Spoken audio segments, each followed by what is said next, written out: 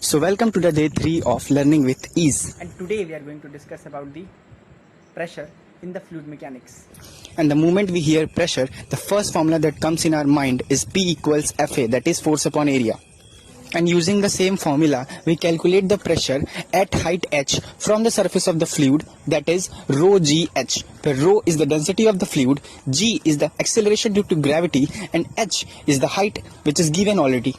तो देखो, upper surface of the fluid से हम जितना ही नीचे जाएंगे यानी कि डीप डाउन जाएंगे, प्रेशर जो है वो लीनियरली बढ़ता जाएगा, ना कि कम होगा. पर यार ये तो अंडरस्टैंडेबल है कि प्रेशर इंक्रीज करेगा, बट द क्वेश्चन इज कि इसका फिजिकली फील कैसे लिया जाए, इसे हम अंडरस्टैंड कैसे करें कि सच में एक्चुअल में प्रेशर इंक्रीज करेगा. तो उसके लिए इमेजिन करो कि एक गर्ल है और उसके सर पे हम नंबर ऑफ बुक्स बढ़ाते जा रहे हैं. पहले मैंने 1 बुक रखी, फिर मैंने 2 बुक रखी, फिर मैंने 3 बुक रखी. अब इससे होगा क्या, उस लड़की के सर के ऊपर फोर्स इंक्रीज होगा, या फिर मैं यूं कहूं कि force per unit area increase होगा. दैट मीन्स कि प्रेशर इंक्रीज हो रहा है.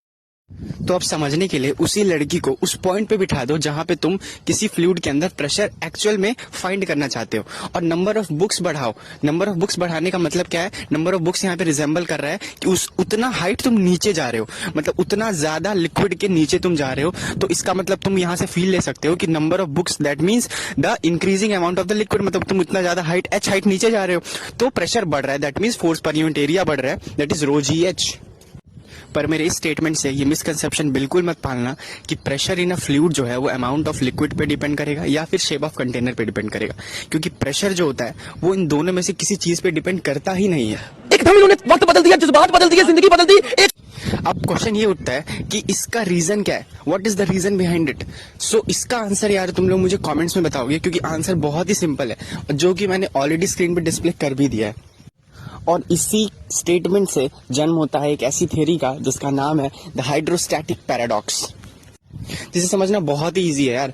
और ये तुम ऑलरेडी समझ चुके हो जब मैंने स्टेटमेंट बोला था कि द अमाउंट ऑफ फ्लूइड पे और द शेप ऑफ कंटेनर पे कभी भी प्रेशर डिपेंड नहीं करता है.